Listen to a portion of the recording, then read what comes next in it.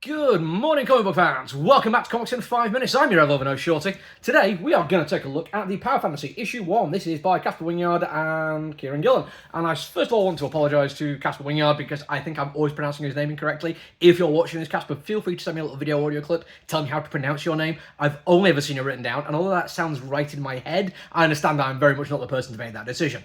That being said, let's get to the review. This is a big one for us. And you're probably wondering, if it's so big, why are you reviewing it a week late? Well, the thing is, UK stores didn't get it until today. Well, actually, I suppose yesterday, the review's going out on the Wednesday. So I didn't have a chance to read it until it came into the store. Now, anyone who really cares about this comic book has probably already watched a bunch of reviews or read a bunch of reviews, but I like the idea that my decision to not try to win at social media is a self-fulfilling prophecy by still reviewing it for my first one of the week, because it is worth talking about, and it's worth talking about for a whole bunch of reasons, mostly because the people involved in it are hugely popular. Casper Wingard, I've already mentioned, he is responsible for some fantastic books like, he's worked with Alex Packnadal on All Against All, and he's worked with Dan Waters on I forgot the name of it off the top of my head, Homesick Pilots, and he's even worked with Kieran Gillen on Peter Can and Thunderbolt. So, like, he's got some game, and he's bringing his A game to this one. But also, it's absolutely worth talking about Kieran Gillen. He is the second most popular writer who consistently puts stuff out, and the only person who really beats him in this store for me is James Tynion. I think a lot of that comes down to the fact that I really like horror, and people go asking for horror, I send them to James Tynion because he's fantastic at what he does. But damn near any other kind of genre piece I'm talking about, superhero or otherwise, if Gillen's doing something in that area, then he's the person I'm going to recommend. I absolutely adore damn near everything he's ever done. Is like top tier for me. And it does kind of come down to that, how I'm going to review it, because if you like Kieran Gillen, I'm fairly sure you're going to be picking this up anyway. I mean, it's already, like, I think only Transformers is out selling it this week, and that's saying something when you look at some of the books out this week for us. But is that enough? Yes, this is me doing a review, so I suppose I better tell about that. And it starts with comparison. I hate to do this as like a thing and reviewing, but in this case it makes a lot of sense, because the thing that really catapulted Gillen into my consciousness was Wicked and Divine. Don't get me wrong, I'd read a couple of bits and pieces here and there, and there's some stuff which I'd said I'd go back to a little bit more often, but Wicked and Divine as a huge epic is brilliant, and he does everything about it really, really, really well. But it also has some comparisons to this. For instance, is this an ensemble piece? Yes, it is, absolutely. We've got a whole bunch of characters in here. We haven't met them all yet, but that's fine. We've only just started. Every single one of them is really well realised, fantastically well drawn, including their superhero personas and who they actually are. There's an awful lot of really good non-verbal communication in posture and how their faces look. Thank you, Wingard, again for that. But we're not met all of them yet, and I think every single one of them is going to be worth paying attention to because he's an ensemble piece. It's what he does really well. Are these people in this ensemble piece superpowered, almost godlike beings, as they were in Wicked and Divine? Yes, they absolutely are. They are superpowers. They have the destructive capability of a nation state with access to a nuclear arsenal. So it's writing within his wheelhouse again, and that's kind of cool. Are we getting this story, though, as it's already kind of started, and we're getting dropped into it and have to kind of figure out as we go along? Yes, 100% yes, we are.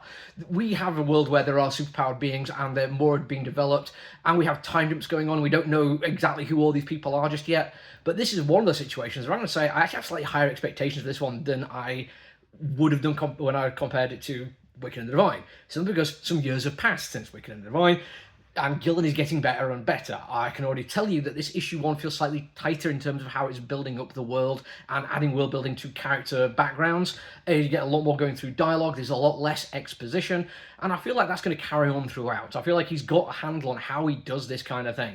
And also, again, Wingard just draws them fantastically. It's worth pointing out, actually, one of the reasons I really like Casper's stuff is a full understanding of form and how it can be manipulated to add to story. I mean, if you don't believe me on that one, absolutely go and check out Peter Can and Thunderbolt.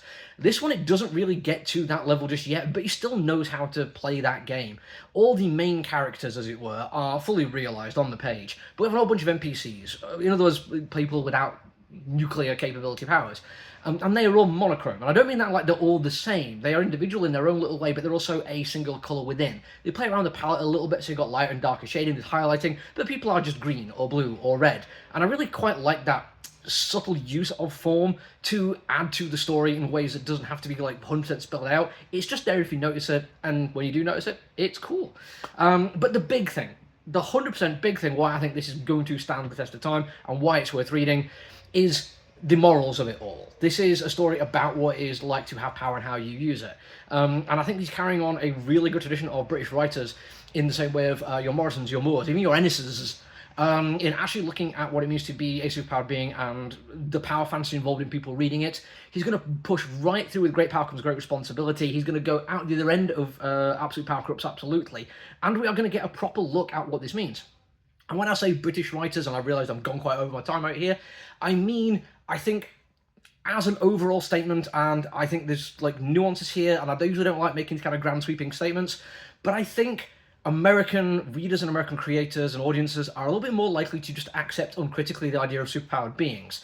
I think the British, for whatever historical reason, probably not having the American dream and American exceptionalism as part of our education and schooling, are a bit more likely to satirise power and examine it, and I think he's the right person to do it right now. And I think if he does this well, and he absolutely has the capability to do it brilliantly, if he does, it's going to be another one of the stories, like some stuff by Morrison and Ennis, that pushes beyond the boundaries of just comic book conversations, or superhero conversations at the bare minimum. I think he's got the opportunity to do something fantastic here, and I think you should get in at the ground floor. It's going to be brilliant. That's it from me for now. Look after each other, everyone. Stay safe. Bye!